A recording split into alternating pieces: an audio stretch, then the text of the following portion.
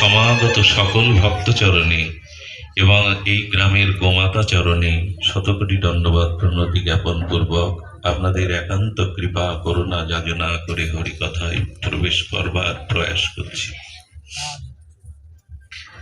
শাস্ত্রে প্রথমেই বলেছেন, তস্মাৎ গুরু প্রপদ্যতে জিজ্ঞাসু শ্রেয় উত্তমম শাব্দে পরে না নিষ্ণাত ব্রহ্ম উপশ্রয়। দেখুন, শ্রী গুরুপদ আশ্রয় এটি প্রেম ভক্তির রাজ্যের, ভগবান রাজ্যের প্রথম দুয়ার। ছিল জগতগুরু রসাচার্যের উপগোস্বামী নববিধা ভক্তিকে যে 64 অঙ্গ দিয়েছেন, তার প্রথমেই হল সদ্গুরুর চরণাশ্রয়। এটি আমাদের প্রথম দুয়ার, প্রবেশ দুয়ার। শ্রী গুরু বন্দনায় একটা অভিনব স্ফূর্তি তত্ত্ব, রস অমৃত সিদ্ধান্ত, রসামৃত জাগলো, যেটা এই মুহূর্তে মনের আকাশে আপনাদের সুকরুণ এবং করুণা কৃপা দৃষ্টিতে জাগলো। আমার মনে হয় কি জানেন, এই যে গুরু ব্রহ্মা, গুরু বিষ্ণু, গুরুদেব মহেশ্বর, গুরুরেব পরম ব্রহ্ম তস্মৈ শ্রী গুরবে নমঃ। ব্রহ্মা, ভগবান শঙ্কর, বিষ্ণু, এদেরকে ব্রহ্ম বলা হচ্ছে, এরা ব্রহ্ম। কিন্তু গুরুর বেলায় কি বলা হলো? পরম ব্রহ্ম। একটু ধ্যান দিন শব্দটির দিকে। গুরু ব্রহ্মা, গুরু বিষ্ণু, গুরুদেব। এর পরের পয়েরটা কি? গুরুদেব পরম ব্রহ্ম। যদি ব্রহ্মা, ভগবান শঙ্কর এবং বিষ্ণু তারা ব্রহ্মতত্ত্ব হয়, ব্রহ্মা না ব্রহ্মতত্ত্ব হয়, তবে গুরুদেব হলো পরম ব্রহ্ম। শব্দটি সাধারণ নয়। তার মানে শ্রী গুরু তত্ত্ব হলো বিষ্ণু তত্ত্ব, শিব তত্ত্ব, ব্রহ্মতত্ত্বের উপরে। যদি বলেন কেমন করে, এটা অভিনব আস্বাদন এসেছে, কৃপা করুন। ব্রহ্মা জগৎ সৃষ্টি করেন, এই তো। কিন্তু এই জগৎ কি নিত্য না অনিত্য? কথা বলুন। অনিত্য। বিষ্ণু যে ভগবান আমাদের পালন করেন জগতের জীবকে, জগৎকে, সেটি কি অনন্ত? এক সময় তার পালনও, এই জগৎ ধ্বংসের সাথে সাথে তার পালন ক্রিয়াও নষ্ট হয়ে যাবে, ধ্বংস হবে, হবে কিনা? আর ভগবান শঙ্কর যে প্রলয় করবেন, সেই প্রলয়ের পরে আবার সৃষ্টি হবে কিনা নতুন গল্প। কি তত্ত্ব কথা! ব্রহ্মার সৃষ্টি, বিষ্ণুর পালন, ভগবান শিবের সংহার, কাজ। কিন্তু গুরুদেব যে অপরোক্ষ ভগবত জ্ঞান দিয়ে আমাকে এই সৃষ্টি স্থিতি প্রলয়ের উদ্দেশ্য স্বরূপ স্মৃতিতে, স্বরূপ ধামে ফিরিয়ে দেন, যার কখনো সৃষ্টি হবে না, প্রলয় হবে না, লয় হবে না, সেই পরম ধামে গুরুদেব পাঠাতে পারে। এই জন্য গুরু করুণাটা কাছা নয়। হরে বাবা, ব্রহ্মার সৃষ্টি ধ্বংস হবে, হবে কিনা? জয় রাধে, হবে। জয় গৌর সুন্দর। বাবা একটু বাড়িয়ে দাও শব্দ সামান্য, আর হাত দিয়ে করো না। জয় গৌর। বলছেন ব্রহ্মার সৃষ্টিও একদিন ক্ষয় হবে, বিষ্ণুর পালনও জগৎ ধ্বংসের সাথে সাথে আপাতত পালন ক্রিয়া রুদ্ধ হবে। ভগবান শঙ্কর ধ্বংস করলেও চিরধ্বংস না, আবার নূতন কল্পে সৃষ্টি হবে। কিন্তু গুরুদেব যার প্রতি কৃপা করে প্রেম ভক্তি দেবেন, তার আর জন্ম মৃত্যু, আসা যাওয়া, লয় ক্ষয় থাকবে না। এই জন্য গুরুদেব হলো পরম ব্রহ্ম।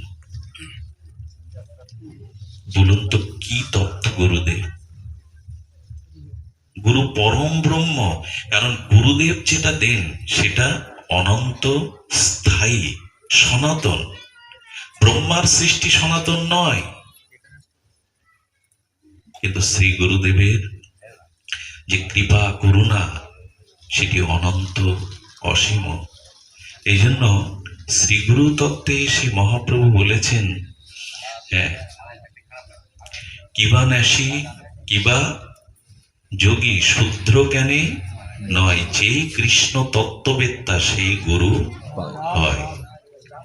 যিনি ভগবানের পরম তত্ত্বকে জেনেছেন।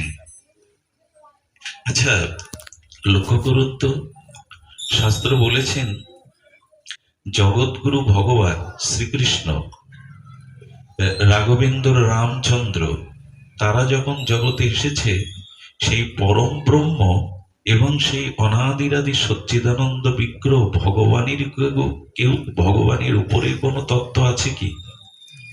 রামচন্দ্র, ভগবান শ্রীকৃষ্ণ, গৌর হরি, এদের উপরে কোনো তত্ত্ব আছে কি? বলেন আছে। এদের উপরেও তত্ত্ব আছে। সেই তত্ত্বটা হলো শ্রী ভগবান সচ্চিদানন্দের গুরু হলেন ভক্ত। রাধারানী গুরু কিনা গোবিন্দের? রাধা তত্ত্ব ভক্ত তত্ত্ব বোঝা যায় কি? রাধা তত্ত্ব ভক্ত তত্ত্ব। গোবিন্দ বলছেন আমি জগৎগুরু হতে পারি, রাঘবেন্দ্র রামচন্দ্র বললেন আমি পূর্ণ ব্রহ্ম হতে পারি, কিন্তু আমারও গুরু আছে, সেই গুরু হলো ভক্ত। ভগবানের গুরুকে ভক্ত, এবং শ্রী গুরুদেব হলেন এই ভক্ত স্বরূপ। গুরুদেবকে ভক্ত স্বরূপ। উনি বলেন কি আমার পায়ে তুলসী দাও, গঙ্গা জল দাও, আমি ভগবান? গুরু কি মুখে এটা বলবে? বললে তিনি প্রকৃত গুরু নন। গুরু জানবে হ্যাঁ আমি ভগবানের প্রিয় দাস, কিন্তু শিষ্য ভাববে আমার গুরু স্বয়ং চৈতন্য, অভিন্ন মহিমায় চৈতন্য। এই জন্য ভক্ত তত্ত্ব, গুরু তত্ত্ব ভগবত তত্ত্বের উপরে, ভগবান তত্ত্বেরও উপরে। এই জন্য গুরু তত্ত্বকে বন্দে মই সাবধান, এই জায়গাটা আজ আমাদের সাবধান নেই। গুরুদেবকে নিয়ে সেলফি তুলি, গুরুদেবের ঘাড়ে হাত দিয়ে সেলফি তোলার জায়গা, যদিও গুরুদেব সরল হন, গুরুতত্ত্বকে হালকা করবেন না। গুরুতত্ত্বকে হালকা করলেই কিন্তু আমরা প্রবেশ করতে পারবো না। সাবধান মতে একবারও আমাদের আমাদের শাস্ত্রে এই এক জায়গায় ঠাকুর মশাই এরকম বড় সাবধান বাণী উচ্চারণ করলেন, সাবধান হও। গুরু তত্ত্বকে, গুরু মহিমাকে শিথিল করে দেখো না। এই জন্য মনে পড়ে শ্রীবাস ঠাকুর যখন মহাপ্রভুর হারা হয়েছিলেন, মানে নবদ্বীপ চন্দ্র নবদ্বীপ থেকে যখন সন্ন্যাস নিয়ে লীলাচলের পথে 6 বছর ভারত পরিভ্রমণের পথে বেরোলেন, তখন একটা উক্তি করেছিলেন ভক্ত তত্ত্ব শ্রীবাস, ভক্ত শক্তি তত্ত্ব শ্রীবাস। কি উক্তি করেছিলেন? বলেন শ্রীহট্ট থেকে সিলেটেতে এসেছিলাম, এই পূর্ণ গঙ্গা তীরে নবদ্বীপে বিদ্যাজন পরিবেষ্টিত, কারণ আমার ইষ্ট দেবতা, আমার প্রাণের দেবতা, আমার প্রাণের ঠাকুর নবদ্বীপে আসবে বলে শ্রীহট্ট ছেড়ে আমি এসেছিলাম নবদ্বীপে। কিন্তু আমার সেই চৈতন্য তত্ত্ব, আমার প্রাণারাম যখন নবদ্বীপ ত্যাগ করলেন, শ্রীবাস ঠাকুরের এই উক্তিটা আমার বড় ভালো লাগে। শ্রীবাস তখন বলছেন, যেদিন থেকে মহাপ্রভুর চরণ নবদ্বীপের ধুলি থেকে, নবদ্বীপের গঙ্গা থেকে লীলাচলের পথে চলল, সেই দিন শ্রীবাস ঠাকুর বললেন আমার কাছে নবদ্বীপ অজগর সর্পের মতো লাগলো, যেন আমাকে গিলে খেতে এসছে। আমি শ্রীহট্ট থেকে কাঙাল বেশে চলে এসেছিলাম গঙ্গার তীরে আমার প্রভু এখানে আবির্ভূত হবেন বলে। আজ যখন প্রভু সন্ন্যাস নিয়ে চলে গেলেন, নবদ্বীপ আমার কাছে অজগর সাপের মতো যেন গিলে খাচ্ছে। আমার শ্রীবাস ছিল না। কেন ভক্ত তত্ত্ব শ্রেষ্ঠ জানেন? শ্রীবাস আর নবদ্বীপে চলে গেল। চলে গিয়ে চিন্তা করলেন আমাদের আমাদের প্রভু তার সাথে যেতে নিষেধ করেছিলেন, কোথায় পাবো একবার তার দেখা। উনি মনে মনে ধ্যানের দ্বারা, চিন্তনের দ্বারা জানলেন সন্ন্যাসের পরে প্রভু কোথাও না গেলে একটা জায়গায় আসবেন, একটা জায়গায় তাকে আসতেই হবে। সেই জায়গাটা হলো হালি শহর। কুমার হট্টে, কারণ মহাপ্রভুর গুরুদেবের আবির্ভাব ভূমি হলো ওখানে। কিন্তু চিন্তা করুন তো তত্ত্বটা কোথায়। হ্যাঁ, ঈশ্বরপুরীর আবির্ভাব স্থলী হলো হালি শহরের কুমার হট্টে। এইখানে চিন্তা করলেন শিবাস ঠাকুর, এখানে যদি যেতে পারি প্রভুর দেখা একবার পাবই। নবদ্বীপ ছাড়লেন, হালি শহরে গেলেন, তার কথা সত্য রূপান্তরিত হলো। প্রভু এলেন হালি শহরের শ্রী গুরুদেবের আবির্ভাব ভূমির মাটিকে স্পর্শ করবার জন্য। চৈতন্য মহাপ্রভু সংকীর্তন রঙ্গে আর প্রেম তরঙ্গে ভাসতে ভাসতে নয়ন জলে আসলেন। যখন কুমারহট্টের মাটি স্পর্শ করবেন তখন মহাপ্রভু চরণ দিলেন না, লুটিয়ে পড়লেন সেই ধুলার উপরে। স্বয়ং শ্রীকৃষ্ণ চৈতন্য রাধা ভাবোদ্যুতি মহাপ্রভু লুটিয়ে পড়লেন, এই ভূমি আমার গুরুদেবের আবির্ভাব ভূমি। এগুলো কি বলবো, শুনবো? শ্রী গুরুদেবের প্রতি শ্রদ্ধা জাগবে না? জাগবে না? মাটিতে লুটিয়ে পড়লেন শুধু নয়, মৃত্তিকায় গড়াগড়ি দিলেন। মৃত্তিকায় গড়াগড়ি দিতে দিতে দিতে দিতে মহাপ্রভু কি করলেন জানেন? আঁচল পাতলেন। আঁচল পেতে ওখানে ধুলোগুলো নখাগ্র দিয়ে কুড়িয়ে কুড়িয়ে ওইখানে রেখে দিতে লাগলেন। ওইটা আঁচলে বেঁধে নিলেন এবং মহাপ্রভু যে গর্তটা সৃষ্টি করলেন, মাটিটুকু গুরুদেবের পাদস্পর্শ ভূমি, আবির্ভাব ভূমির পুত পবিত্র ভক্তি স্নাত ধুলিগুলো যখন উনি আঁচলে বেঁধে নিলেন, শত শত সহস্র ভক্তরা প্রভুর দেখা দেখি ওই গর্ত থেকে ধুলি নিতে শুরু করলেন। গর্তটা একটা ডোবা হয়ে গেল খানার মতো, যেটা বিশ্ব বিস্তৃত চৈতন্য ডোবা নামে আজ ভক্তদের তীর্থস্থান পরিণত। তার মানে রাধা ভাবোদ্যুতি পরম প্রেমের পরাকাষ্ঠা চৈতন্য মহাপ্রভু পর্যন্ত শ্রী গুরুদেবের আবির্ভাব স্থলীর ধুলায় আঁচলে বেঁধেলেন। কেন জানেন? আমার প্রেম ভক্তি যাতে ক্রমে ক্রমে পরম পর্যায়ে যেতে পারে, এই ধুলি হলো তার উপায়। গুরুদেবের চরণ স্পর্শ ধুলি তার উপায়। ভাবা যায় স্বয়ং জগৎগুরু প্রেমাবতার ভগবানের শ্রী গুরুদেবের প্রতি এ জাতীয়, এবং শিবাস ঠাকুর সেই মহাপ্রভুর দর্শন পেলেন। এই জন্য আমাদের গুরুতত্ত্বটা সাবধানী নাই বিদায় অনুষ্ঠান হচ্ছে, কিন্তু ধর্ম প্রতিষ্ঠা পাচ্ছে না জীবনে। ধর্ম প্রতিষ্ঠা পাচ্ছে না। অনুষ্ঠান আলাদা কথা, কিন্তু আধ্যাত্মিকতা, প্রেম ভক্তি জীবনে প্রতিষ্ঠাটা এটা হবে না যতদিন গুরু তত্ত্বে আমাদের নিষ্ঠা, প্রগাঢ় শ্রদ্ধা ভক্তি না আসবে। ভগবানের ভক্তি কম হলেও বাঁচবার উপায় আছে, কিন্তু শ্রী গুরুদেবের ভক্তি শিথিল হলে আর উপায় নেই। ভগবানকে অনন্ত জন্ম জীব যদি ভজন নাও করে, সেটা জীবের খুব বেশি ক্ষতি হলেও চরম ক্ষতি হয় না। কিন্তু শ্রী গুরু তত্ত্ব যদি কারো শিথিল হয়ে যায়, তার ভজন সাধনের আর উপায় থাকে না, এগোবার উপায় থাকে। একজন প্রশ্ন করেছিল, আচ্ছা গুরুদেবকে, সাধু বৈষ্ণবকে মহতের চরণে কেন পূজা করা হয়, চরণ কেন অভিনন্দিত করা হয়, চরণ কেন প্রক্ষালন করা হয়? আচ্ছা, একটা দেহের অংশের মধ্যে তো মুখটা শ্রেষ্ঠ, তার উপরে শিরটা শ্রেষ্ঠ, মস্তক শ্রেষ্ঠ। শ্রেষ্ঠ জায়গায় না দিয়ে নিচে চরণে কেন আমরা প্রণাম জানাই, অর্ঘ্য প্রদান করি? কেন? প্রশ্ন আসতে পারে তো। চরণে কেন পূজা বলি, অভিনন্দন বলি, অভিসিঞ্চিত শ্রদ্ধার্ঘ বলি, চরণে কেন? শাস্ত্র বলেছেন, ওই যে শ্রী গুরু চরণ পদ্ম বলেছেন কিনা, চরণ দেখাচ্ছেন কেন? শ্রী গুরুদেবের মস্তক, বদন, বক্ষ এ না বলে চরণ কমলটার কথা কেন স্মরণ করে দিচ্ছেন ঠাকুর? শ্রী গুরু চরণ পদ্ম কেন এটা স্মরণ করছেন কেন জানেন? মানুষের দেহটা, মানুষ সেই পূজা পায়, জগতে সেই শ্রেষ্ঠত্বের আসনে পূজনীয়ত হয় যার প্রগতি আছে।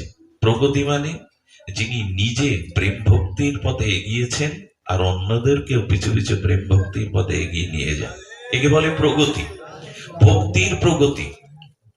এই ভক্তির প্রগতি যারা আছে সেখানে বললেন যে দেখুন, দেহটা এগিয়ে নিয়ে যায় চরণ।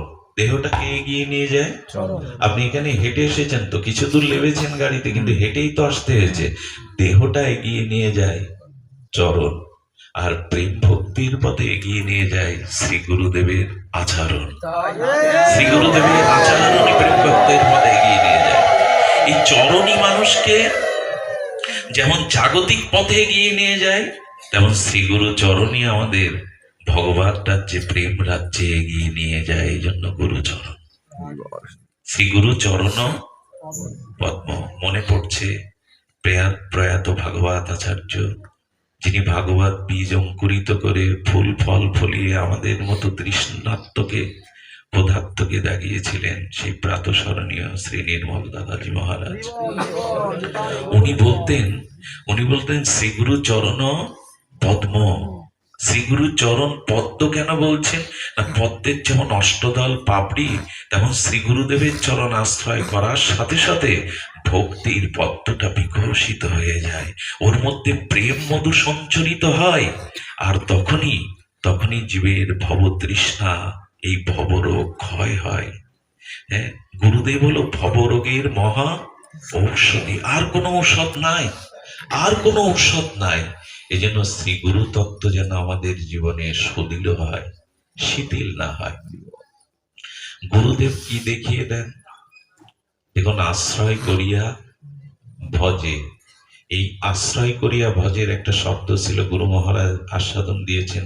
আপনাদের একটু বলি, অনেকের এইরকম প্রশ্ন জাগে, গুরুতত্ত্ব যদি সর্বোত্তম হয়, এবং আর একটা কথা মনে পড়লো, ভগবান ভক্তিও সুরক্ষিত হবে না যদি শ্রী গুরুদেবের আদেশ লঙ্ঘন করে।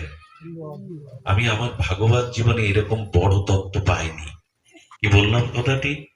স্বয়ং ভক্তি, স্বয়ং ভগবান আপনি সুরক্ষা পাবেন না যদি গুরু আজ্ঞা আপনার জীবনে লঙ্ঘন হয়।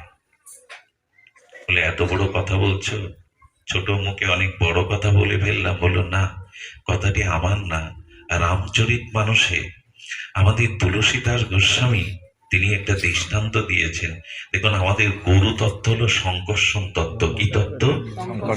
বলরাম নিতাই। তো নিতাই হলো সমষ্টি, খুব ধ্যান দিয়ে শুনতে হবে। আজকের অনুষ্ঠানে একটি সার সিদ্ধান্ত, নিত্যানন্দ প্রভুকে সংকর্ষণের অংশী। এই তো সংকর্ষণ মানে শেষ, শেষ যাকে আমরা বলি অনন্ত, এই শেষ অংশী বলরাম আর লক্ষণ। এই তো, আর বলরাম হলেন, নিতাই হলেন আমাদের সমষ্টি গুরু। নিতাই চাঁদ হলেন সমষ্টি গুরু। আমার গুরু বেষ্টি গুরু, আর সমষ্টি গুরু নিতাই চাঁদ। তো সেই নিত্যানন্দ, শ্রী লক্ষণ আর বলরাম তত্ত্বের মূল অংশী হলো সংকর্ষণ। সেই সংকর্ষণ ইনি হলেন গুরুতত্ত্ব। খুব ধ্যান দিয়ে কথাটি শুনতে হবে। এই সংকর্ষণ তো, এই জন্য মহাপ্রভু বলেছেন, নিতাই আশ্রয় না করলে, নিতাই না বললে আমাকে কেউ পাবে না। যে নিতাই মানে না, সে আমাকে মানে না।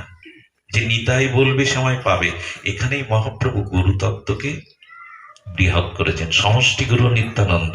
তো সংকর্ষণ গুরুতত্ত্ব রূপে লক্ষণ এসেছিলেন। লক্ষণ যদিও প্রভুর সেবক ছিলেন, গুরুদেব তো গৌর গোবিন্দের সেবক, তাই না? লক্ষণ সংকর্ষণ তত্ত্ব এসে যখন বনবাসে গেলেন, খুব ধ্যান দিতে হবে কথাটি, মর্মান্তিক কথা।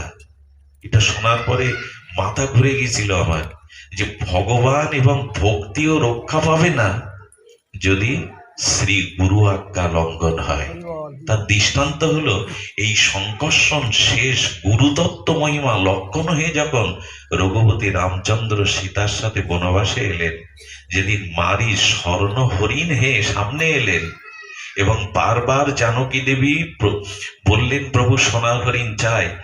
প্রভু যখন ধনুক বাণ নিয়ে উঠে যাবেন, তখন লক্ষণ বলছে, দাঁড়ান প্রভু, আপনি নিজেও জানেন ও মারিস, আপনি নিজেও জানেন সোনার হরিণ ধরা যায় না। আমি আপনাকে অনুরোধ করছি, সোনার হরিণের পেছনে যাবেন না। এখানে সংকর্ষণ লক্ষণ জীবনে কখনো কোনো আদেশ দেননি সীতাকে আর রামকে জীবনের এই প্রথম একটা আদেশ দিলেন। ইতিপূর্বে কোনোদিন লক্ষণ আদেশ পালন করেছেন, কিন্তু ভক্তি দেবী সীতাকে এবং ঠাকুরকে কখনো আদেশ, সেবক আদেশ দেয় না, আদেশ পালন করে। লক্ষণ ঠাকুর গুরু তত্ত্বে, শঙ্কাশ্বন তত্ত্বেই প্রথম বললেন প্রভু আপনি যাবেন না। ওটা মারিচ সোনার হরিণ হয়ে ভাঙতে এসেছে। এদিন রামচন্দ্র বললেন সীতা বারবার বলছে আমি জানার পরে উপায় নেই, আজ তোমার কথা রাখতে। সোনার হরিণ ধরতে পেরেছিলে তো রামচন্দ্র? এখানে সংকর্ষণ গুরু তত্ত্বের কথা প্রভু যখন ত্যাগ করে মারিচের পিছনে গেলেন, অনাথ ডেকে আনলেন এবং সীতামাকেও বললেন গণ্ডির বাইরে না যেতে। ভক্তি দেবীও গুরু তত্ত্ব লঙ্ঘন করায় এতটা বছর তিনি নির্বাসনে গেলেন। জগৎ জানালো ভগবান এবং ভক্তি দেবীও সুরক্ষায় থাকে না যদি কেউ গুরু আজ্ঞা লঙ্ঘন করে ফেলে। গুরু আজ্ঞা যদি কেউ লঙ্ঘন করে ফেলে। এখানে সংকর্ষণ গুরু তত্ত্ব এই একবার জীবনে উপদেশ দিয়েছে। ভাবা যায় বাবা, কতটা মাথা ঘোরার কথা না? স্বয়ং পূর্ণ ব্রহ্ম রাঘবেন্দ্রকে বললেন আজ আপনি যাবেন না প্রভু। ও মারিচ জগতের লীলাতে দেখালেন প্রভু গুরু আজ্ঞা যেন কখনো লঙ্ঘন না হয়। দেখুন গুরুদেব যে আদেশ দেন সেটা গুরু বাক্যং সদা, শুধু মুখে স্তুতি আওড়াবো গুরু বাক্যং সদা, কি বলি আমরা? গুরু বাক্যং সদা। গুরুদেব বললে বিচার করেন কেন? উনি কি বলছেন? গুরুদেব বললে বিচার আসবে কেন? গুরু আজ্ঞায় বিচার থাকা উচিত কি? উচিত নয় এই কারণে। তবে আমি যে গুরুর কথা বলছি আগেই বলেছি কৃষ্ণ তত্ত্ববেত্তাই হলো প্রকৃত গুরু।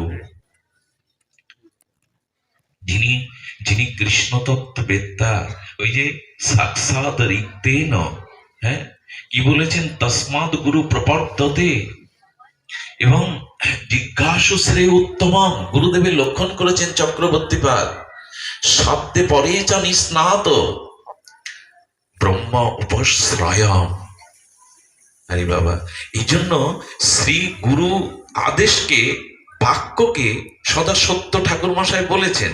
এক গুরুদেব তার শিষ্যকে বলছে দেখ তো সামনে কি পড়ে আছে, ওটা মুখে করে ফেলে দিয়ে গিয়ে দেখে মাংসের টুকরো পোকা হয়ে গেছে।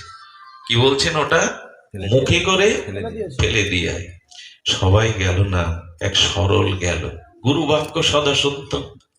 একটু কঠিন হলে, একটু বেশি বিদ্বান হলে, তার্কিক হলে গুরু বাক্য সদা সত্য এটা বিশ্বাস করতে মনে, একটু সরল হতে বলা হয়েছে। সরল ব্যক্তি চিন্তা করছেন গুরুদেব বললেন যখন তার বাক্যই তো সত্য। মুখে নিলেন, মুখে নিয়ে ফেলে দেওয়া আসার পরে বললেন কিরে কিরে কেমন দেখলি ওটা কি? সবাই বলছে গুরুদেব ওটা একটা মাংসের টুকরো পোকা হয়ে গেছে। চোখের জল ভরা, কম্পিত কলেবারে হাতটা দেহটা কাঁপছে। বললেন গুরুদেব ওটা কেন ফেলতে বললেন? সারা জীবন যদি মুখে রেখে দিতে বলতেন। কেন রে, কি হয়েছে? ওইটা জিহ্বায় দিয়ে দেখলাম ওটা অমৃত। ওর স্পর্শ পাওয়ার সাথে সাথে আমার প্রেম ভক্তি সমস্ত অঙ্গকে প্রেম ভক্তি সিঞ্চিত হয়ে গেল। লোমকূপ গুলো প্রেমে খাড়া দিয়ে হলো, এখন আমার শরীর কাঁপছে। প্রভু কেন ফেলে দিতে বললেন? যদি অমৃতটা রেখে দিতে বলতেন। বাইরে দেখছে মাংসের টুকরো পোকা, আর ও দেখলো অমৃত প্রসাদ। এই জন্য গুরুদেব যেটা বলেন শুধু মুখে প্রণাম মন্ত্র স্তুতি মন্ত্র বললে হবে না। গুরু বাক্যং সদা সত্যং, আর না করিও মনে আশা। শ্রী গুরু চরণের অতি, এই সে উত্তমা গতি। সাধু গুরু বাক্যকে চিত্তে ঐক্য করতে বলেছেন, আমরা আর করেছি, আমরা সব ঘুলিয়ে ফেললাম। আমরা সবকিছু ঘুলিয়ে ফেলেছি। এই জন্য আমাদের চলার পথটা আজ লক্ষ্যে পৌঁছাচ্ছে না। আমাদের চলার পথের গতি ঠিক লক্ষ্যে পৌঁছাচ্ছে না। এই মনুষ্য জন্ম পেয়ে, শ্রীগুরু করুণা পেয়েও আমরা কেন পথহারা হব? কেন অন্ধকারের যাত্রী হব? কেন বারবার মৃত্যুর কবলে পড়ব? কেন নিজের মনুষ্যত্বকে এভাবে জলাঞ্জলি দেব? আমাদের সামনে যে গুরুদেব আছেন, শ্রী গুরুই আছেন। দেখুন, যুধিষ্ঠির মহারাজজির সাথে নারদজির একটা কথা হয়েছিল। সেখানে বলেছিল এক এক অনর্থের এক এক ঔষধ আছে। যেমন কাম ক্রোধ লোভ জয় করতে গেলে সেখানে বলেছেন কাম জয় করতে গেলে সংকল্প ছেড়ে দাও। কোনো কামনা বাসনার সংকল্প হৃদয়ে জাগলেই কাম জাগবে। তো সংকল্প পরিত্যাগ করলে কাম জয় হয়, আর কাম জয় হলে ক্রোধ জয় হয়। আহ্নিকি বিদ্যার দ্বারা ভয় দূর হয়। বিবেক জাগরিত হলে এ জগতের অনিত্যের প্রতি আর মোহ থাকে না। এরকম এক একটা পারমার্থিক তত্ত্বের দ্বারা এক একটি অনত্য নাশ হয়। কিন্তু জিজ্ঞাসা যুধিষ্ঠির মহারাজের এমন একটা তত্ত্ব আছে যার দ্বারা সমস্ত অনর্থ নাশ হয়, আলাদা আলাদা করে না। এমন একটি তত্ত্ব আছে যার দ্বারা বলেন সেটা একমাত্র গুরু তত্ত্বই হলো সমস্ত রোগের মহা ঔষধি। সমস্ত রোগের একে মহা ঔষধি শ্রী গুরু তত্ত্বই হলো সমস্ত রোগের মহা ঔষধি। এই জন্য শ্রীগুরু মহিমায় যেন আমরা শিথিলতা না আনি, শ্রীগুরু তত্ত্বে যেন আমাদের শৈথিল্য না আসে। শৈথিল্য এসেছে বলেই তো আমাদের আজকাল যে দুর্দশা হয়েছে, সে দুর্দশার কথা কি বলবো। গুরুদেবের নামে শিষ্য মামলাও ঠেকে দিচ্ছে আজকাল। কোথায় দাঁড়িয়ে গেছি আমরা, গুরুদেবের নামে শিষ্য মামলায় ঠুকে দিচ্ছে।